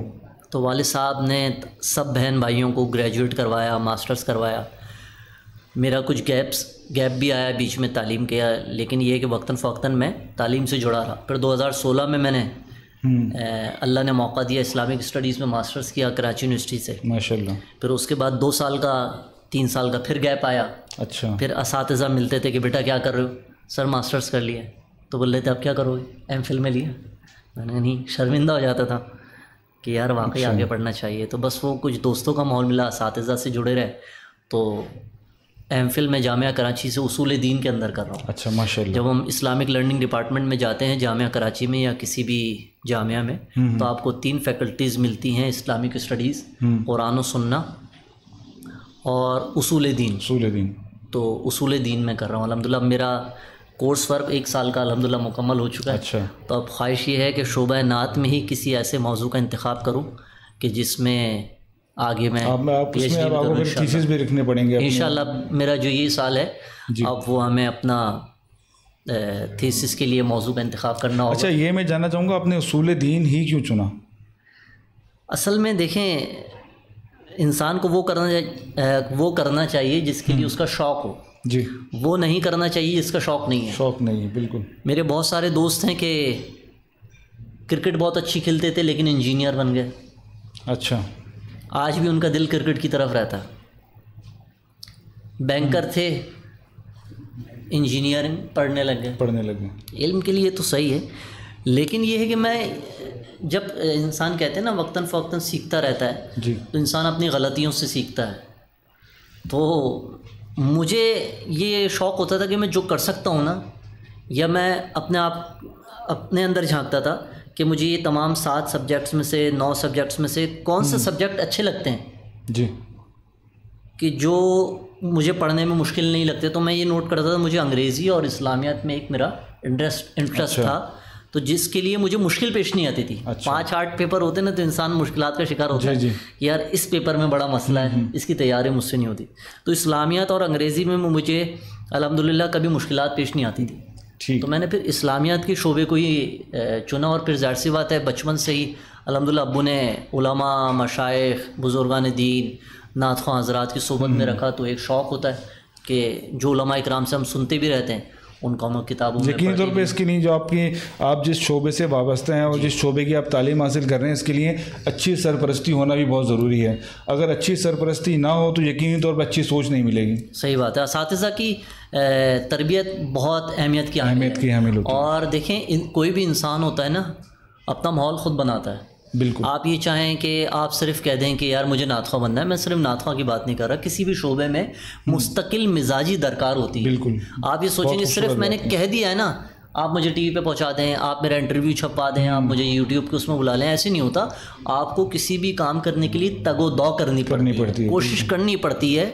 آپ جب کسی بھی شعبے کے کامیاب لوگوں کا اگر مشاہدہ کریں گے نا تو آپ یہ دیکھیں کہ ان کی بایوگرافی آپ پڑھیں کہ کہ وہ کن کن مشکلات سے گزرے ہیں کہ انہوں نے اپنی دینی تعلیم بھی حاصل کی، دنیاوی تعلیم بھی حاصل کی، ساتھ ساتھ نوکری بھی کی اپنے شعبہ نعت میں یا اور جس وہ شعبے میں اس میں انہوں نے محنت بھی کی، پھر وہ کہیں جا کے دیکھیں کسی بھی شعبے کا ایک نوجوان نسل جو ہوتی ہے نا ہماری، جو بالخصوص میں اس کو ایڈریس کر رہا ہوں، جو 20 سال 22 سال 25 سال کی عمر کے ہمارے لڑکے ہیں، یہ ایک ٹائم پیریڈ میں ایسے آتے ہیں کہ یہ میٹرک کیا انٹر کیا جی، اب یا تو دیکھیں ہم عموماً جو ہے نا سب مڈل کلاس گھرانے ہیں اور ہمیشہ آرٹسٹ، دیکھیں نعت بھی ایک کیٹیگری ہے لیکن ایک مقدس فن ہے، نعت بھی ایک آرٹ ہے نا، تو مختلف آرٹسٹ ہوتا ہے، تو آرٹسٹ جو ہے نا وہ بنتا نہیں ہے، وہ پیدا ہوتا ہے، اس کو صرف اپنے آرٹ کو پہچاننا ہوتا ہے کہ اللہ تعالیٰ نے مجھے ٹیلنٹ کیا دیا ہے۔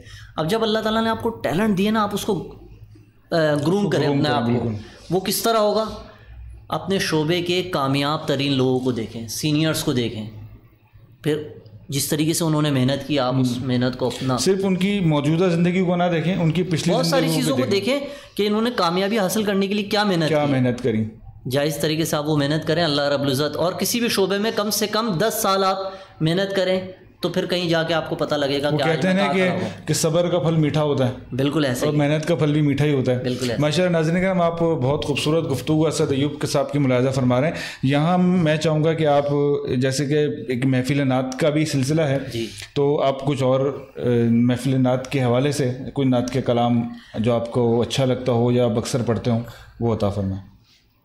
اعلیٰ حضرت رحمۃ اللہ علیہ کا کلام ہے، اس کے اشعار پیش کرنے کی سعادت حاصل کر رہا ہوں۔ جب ابو حجاج کرام مدینہ منورہ جائیں گے حضور نبی کریم صلی اللہ علیہ وسلم کی بارگاہ میں، تو اعلیٰ حضرت جب گئے ہیں تو حضور نبی کریم صلی اللہ علیہ وسلم کی بارگاہ میں کیا عرض کر رہے ہیں؟ واہ چمک تجھ سے پاتے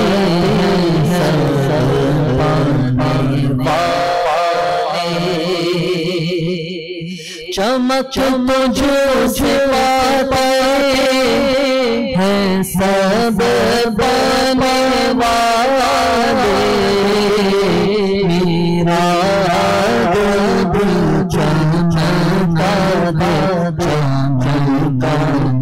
والے، میرا دل چمکا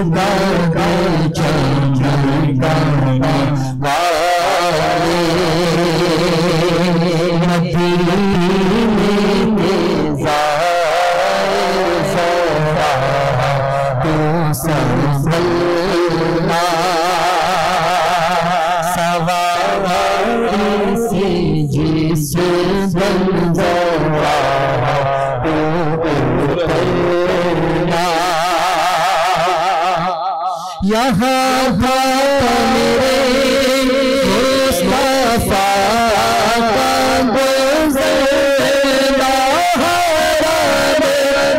زمین اور قدم رکھ کے چلنا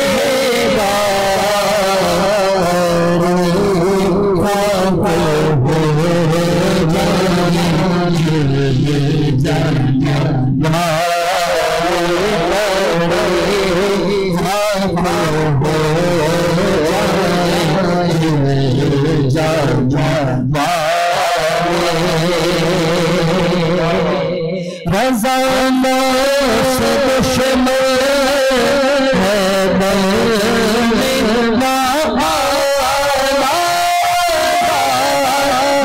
سے دشمن ہے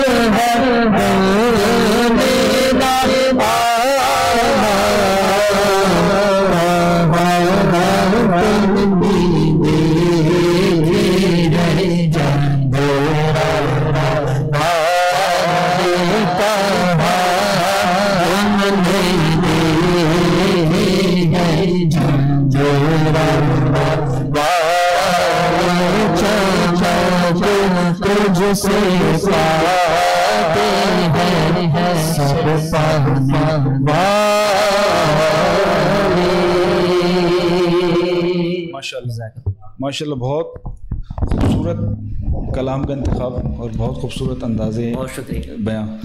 ماشاء اللہ. ناظرین کرام، اسد ایوب صاحب ہمارے سامنے تشریف فرمائے، ہمارے درمیان تشریف فرمائے، اور ان کی اس موجودگی کا فائدہ اٹھاتے ہوئے ہم ان سے مختصر گفتگو بھی کرتے چلے جا رہے ہیں، اور ان سے موجودگی کا مزید فائدہ اٹھاتے ہوئے ان سے ہم نعت کی فرمائشیں بھی کر رہے ہیں، جو ماشاءاللہ بہت خوش دلی کے ساتھ قبول کر کے ہمیں اچھی اچھی نعتیں بھی سنا رہے ہیں ماشاءاللہ. میں مختصراً آپ سے جاننا چاہوں گا کہ ماشاءاللہ آپ بھی نعت کے شعبے سے وابستہ ہیں، اور پاکستان کے مختلف نیشنل ٹی ویز کے اوپر آپ کا گزر اوقات رہتا ہے. تو مجھے یہ آپ سے جاننا ہے کہ آپ یہ بتائیں کہ جو ہماری آج کل کی مروجہ نعت خوانی ہیں، اس میں ایسی کیا چیز ہو سکتی ہے جو اچھی اور احسن طریقے سے اس شعبے کو مزید نکھار دی سکیں؟ بات یہ ہے، دیکھیں حضرت، کوئی بھی کام کیا جائے نا تو نیک نیتی کے ساتھ اور اخلاص کے ساتھ. بالکل. اور بڑے یہی کہتے ہیں کہ بیٹا جب کسی کام میں نیک نیتی اور اخلاص شامل ہوتی ہے نا جی، تو اللہ تعالیٰ اس کام میں برکت بھی دیتا ہے، بے شک، اور اس کام میں اللہ تعالیٰ اپنی رحمتوں کا نزول بھی فرماتا ہے. بالخصوص ثناخواں حضرات جب حضور نبی کریم صلی اللہ علیہ وسلم کی بارگاہ میں مدح سرائی کرنے کا شرف حاصل کریں تو یہ تو بنیادی تربیت جو ہے نا بچے کی گٹی میں بچپن سے ڈالی جاتی ہے. لیکن اب بہت سارے لوگ ایسے ہیں جو بچپن سے شعبہ نعت سے وابستہ نہیں ہیں، حادثاتی طور پہ ڈیجیٹل میڈیا، سوشل میڈیا کو دیکھ کر ہوسٹ بھی بن گئے اور ماشاءاللہ سے حضور کے نعت خواں بھی بن گئے، تو یہ تو بہت ہی اچھی بات ہے.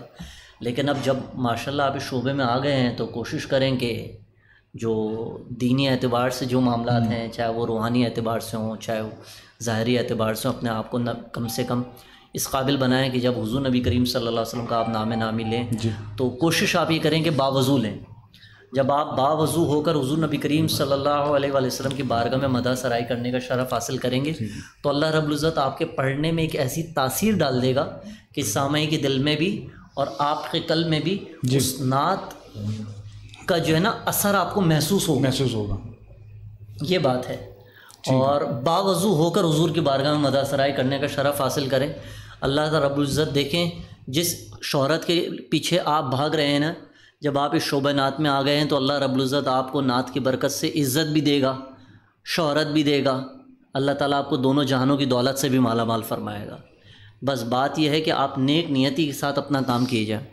اور ایک کہ دیکھیں راتوں کو محفلوں میں ضرور جائیں، لیکن اس نحوست کو ختم کریں کہ رات کو دیر سے سونا، نماز کو بھی ضائع کرنا، اور پھر سب سے بڑھ کر بہت معذرت کے ساتھ، کیونکہ دیکھیں آرٹسٹ شوبز کے لوگوں کا بھی ماحول یہی ہے کہ دوپہر کو اٹھتے ہیں، رات بھر جاگتے ہیں.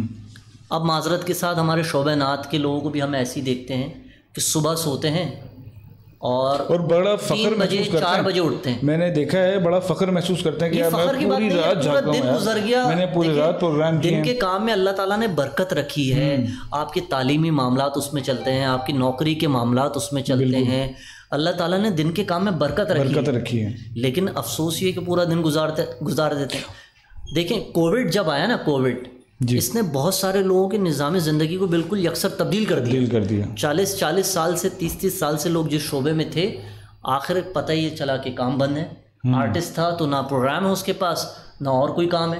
اسی طرح شعبہ نعت کے لوگ اب جن کا روزگار یا کہہ لیں کہ مالی معاملاتی شعبہ نعت سے وابستہ تھے. کیونکہ بات یہ ہے کہ ہم اس شعبے کو برا نہیں کہیں گے کہ پیسوں کے لیے نعت پڑھتا ہے. بھائی بات یہ ہے دینی اعتبار سے اگر کوئی مسجد کا مؤذن ہے, کوئی امام ہے, تو پوچھتے ہیں اچھا امام صاحب ماشاءاللہ آپ 5 ٹائم مسجد میں نماز پڑھاتے ہیں, اس کے علاوہ کیا کرتے ہیں؟ یار بڑا بے وقوفانہ سوال ہے. آپ مطلب صبح 9 سے شام 5 کوئی نوکری کریں اور آپ سے کوئی شخص آ کر کہے کہ اچھا ماشاءاللہ بینک میں ہوتے ہیں, اس کے بعد کیا کرتے ہیں؟ بھائی فل ٹائم جاب ہے میری.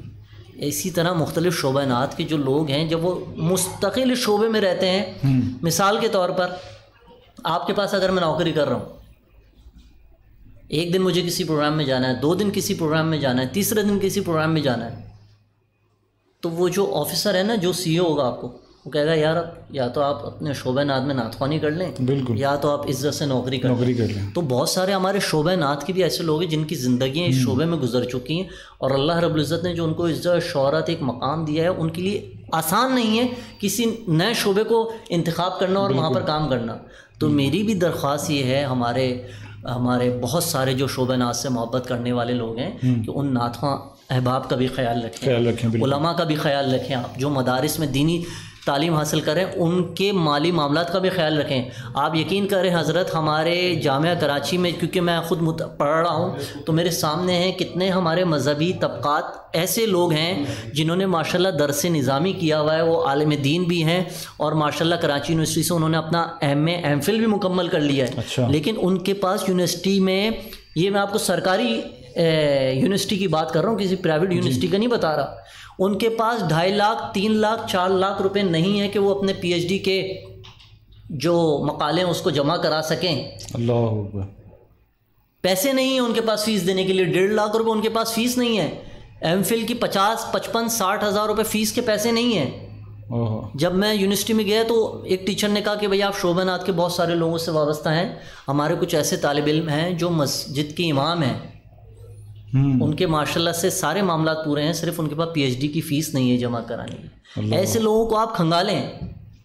جب پرائیویٹ این جی اوز یا دیگر لوگ آپ کی ان لوگوں کی مدد کرنے لگتے ہیں تو آپ کو پھر مسلک پرستی یاد آ جاتی ہے کہ آپ اس کے پاس کیوں گئے, اس کے پاس کیوں گئے. بھائی آپ کا آدمی کسی اور کے پاس جائے کیوں؟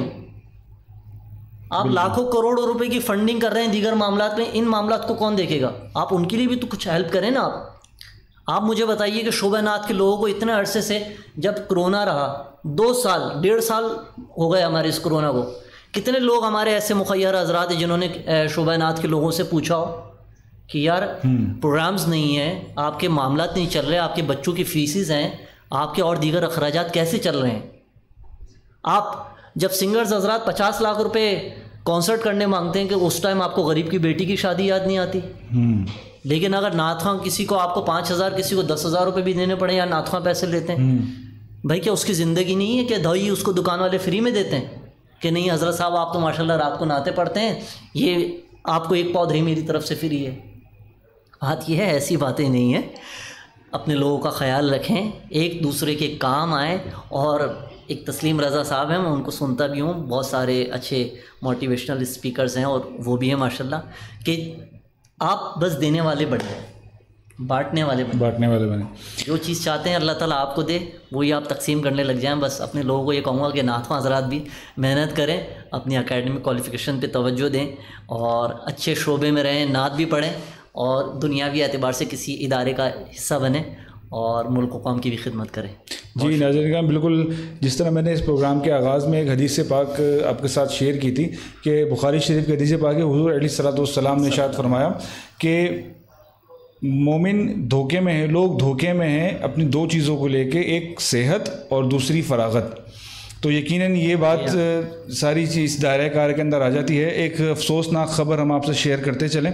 ابھی بھائی ہمارے اسٹوڈیو میں بتایا گیا ہے کہ عالم اسلام کے مشہور و معروف ثناخواں جناب الحاج محمد علی سہروردی صاحب کی والدہ کا انتقال ہو گیا ہے, جو ابھی کچھ دنوں پہلے آئی سی یو میں ایڈمٹ تھیں, 4-5 دن پہلے. اللہ تبارک و تعالیٰ کی بارگاہ میں دعا ہے کہ اللہ تعالیٰ ان کی مغفرت فرمائے, ان کے درجات بلند فرمائے, اہل خانہ کو صبر جمیل عطا فرمائے اور اس صبر پر اجر کثیر عطا فرمائے.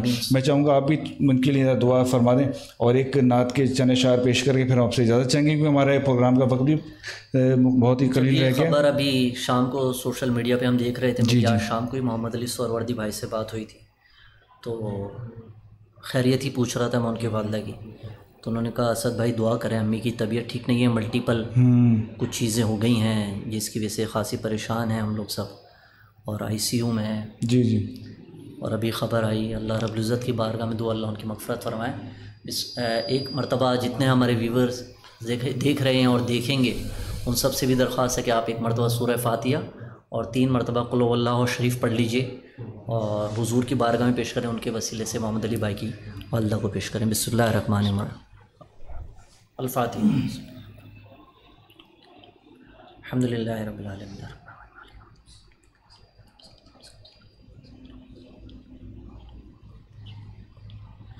قل هو اللہ احد اللہ الصمد قل هو اللہ احد اللہ الصمد قل هو اللہ احد اللہ الصمد۔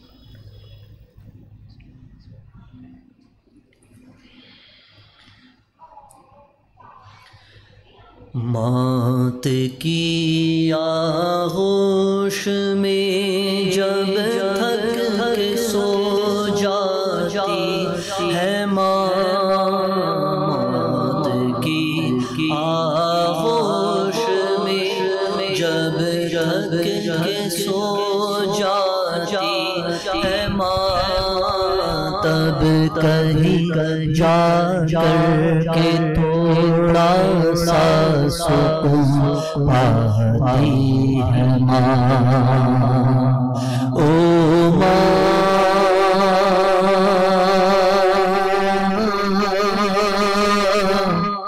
او ماں،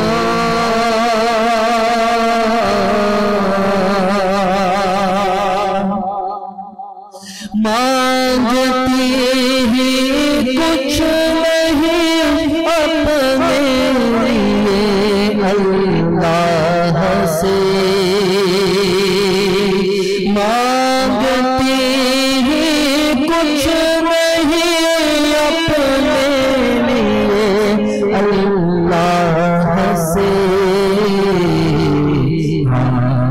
مگر بچوں کے لیے یار کو پھیلاتی ہے ماں، موت کی آغوش میں جب تھک کے سو جاتی ہے ماں، او ماں،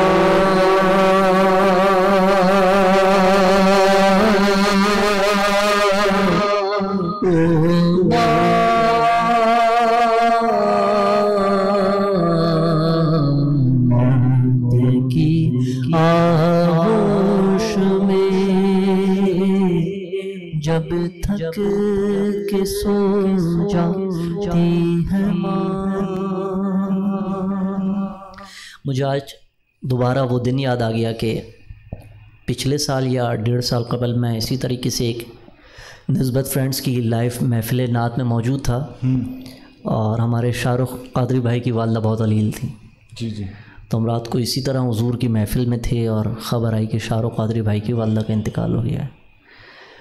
بس یہی کہوں گا کہ ماں باپ کی خدمت کریں، بالکل، ان سے پوچھیں جن کی ماں یا باپ جب اس دنیا سے چلا جاتا ہے نا، تو آپ محفلوں میں گھر میں دیر سے آتے ہیں، دوستوں میں ہوتے ہیں، سب سو جاتے ہوں گے، صحیح کہہ رہے ہیں، بیگم بھی ہو سکتا ہے تھکن میں ہوتی ہوں گی، آرام میں چلے آتی ہیں، بچے بھی سو جاتے ہیں، لیکن اگر آپ کی ماں گھر پہ ہے نا، یا تو وہ ٹہلتی رہتی ہے، جی، یا تو وہ کوشش کرتی ہے کہ بہو کو کہے کہ بیٹا فون کرو، پوچھو بیٹا ابھی تک نہیں آیا۔ میرا اپنا ذاتی تجربہ ہے بالکل، یہ ابھی میں بھی آتا ہوں نا محفل میں تو گھڑی دیکھتی رہتی ہیں کب آئے گا، سچ کب آئے گا، بہن کو اٹھاتی ہیں فون کرو کہاں ہے، امی آپ کو پتہ ہوتا ہے محفلوں میں دیر سے ہوں بیٹا مجھے نیند نہیں آتی ہے، تو ماں اور باپ کی قدر کیجئے، کیونکہ جب یہ نہیں رہتے تو انسان کا بہت بڑا خزانہ زمین کے اندر دفن ہو جاتا ہے۔ ان کی قدر کریں۔ مقبول حج، کتنے لوگوں نے حج نہیں کیا نا اس سال؟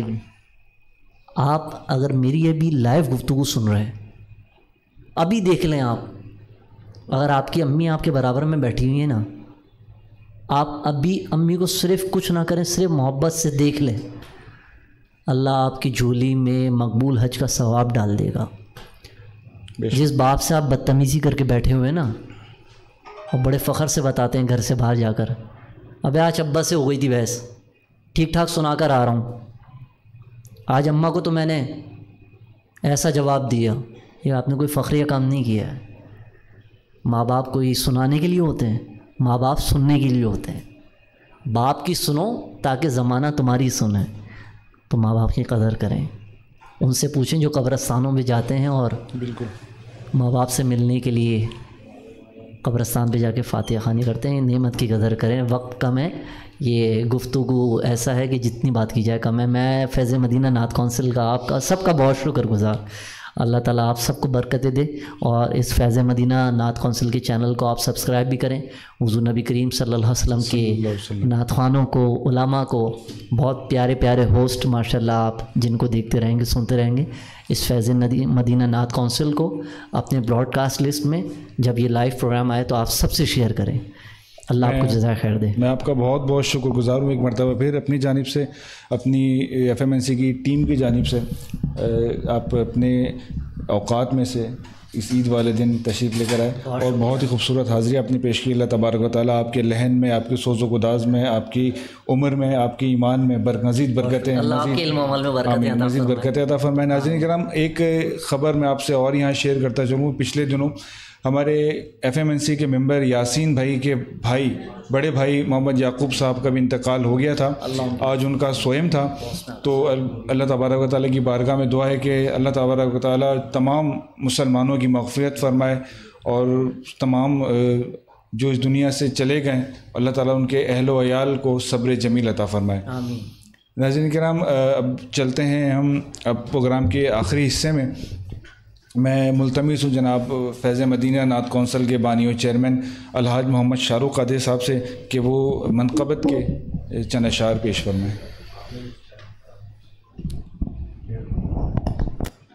السلام علیکم ورحمۃ اللہ۔ وعلیکم السلام ورحمۃ اللہ وبرکاتہ۔ سب سے پہلے میں تعزیت کرنا چاہوں گا ہمارے شعبہ نعت کے عظیم الشان ثنا خاں، بہت مشہور و معروف ثنا خاں الحاج حافظ محمد علی سہروردی کی والدہ کافی دنوں سے علیل تھیں اور آج یہ 12ویں شب میں انتقال فرما گئی ہیں۔ ابھی اطلاع آئی ہے، اللہ تبارک و تعالیٰ ان کی مغفرت فرمائے اور اہل خانہ کو صبر جمیل عطا فرمائے، اس صبر پر اجر کثیر عطا فرمائے، اور محمد علی سہروردی اور ان کے تمام بھائیوں کو، بہنوں کو صبر جمیل عطا فرمائے اور ان کی والدہ کی حتمی مغفرت فرمائے، اور قبر و حشر میں پیارے مصطفیٰ صلی اللہ تعالی علیہ وسلم کی پہچان بھی نصیب ہو اور شفاعت بھی نصیب ہو۔ آمین اللہم آمین۔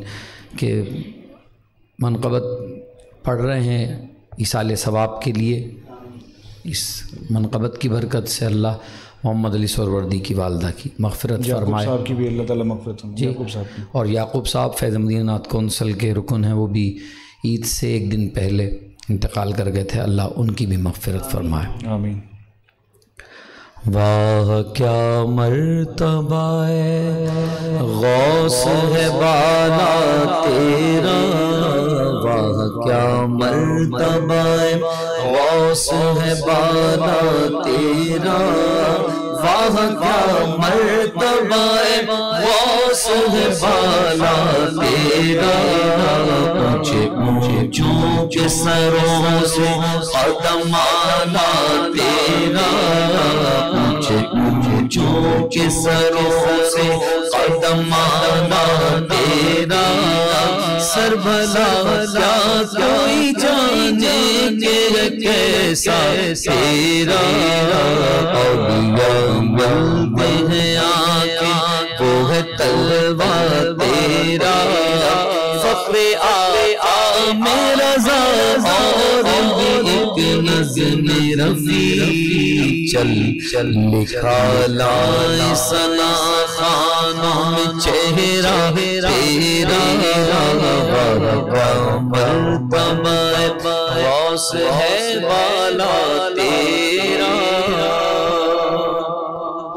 اور جس طرح کے ہمارے محترم مہمانان گرامی تشریف لائے آج کی محفل میں، ہمارے محترم اشرف رشید صاحب، اسد ایوب صاحب اور بزم غوثیہ کے روح رواں محترم محبوب قادری صاحب بھی تشریف فرما رہے، اور فیض مدینہ نعت کونسل کا اراکین تشریف فرما رہے۔ میں اپنی جانب سے بھی اور فیض مدینہ نعت کونسل کی جانب سے تمام کا مشکور ہوں، اور آپ کا بھی شکر گزار ہوں کہ آپ بھی اپنا وقت یہاں پر آپ نے دیا۔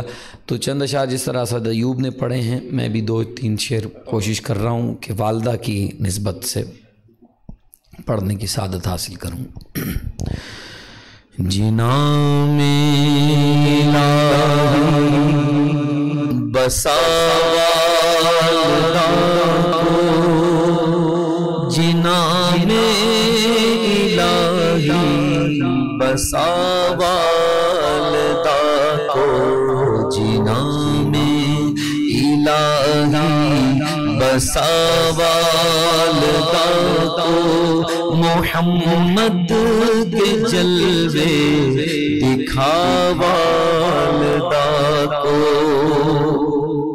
عذاب جہنم سے بچ کر رہے گی، عذاب جہنم سے بچ کر رہے گی، بچائیں اگر مصطفیٰ والدہ کو، بچائیں اگر مصطفیٰ والدہ کو، تھپک کر سلاتی رہے یا الہی، تھپک کر سلاتی رہے یا الہی، مدینے کی ٹھنڈی ہوا والدہ کو، مدینے کی ٹھنڈی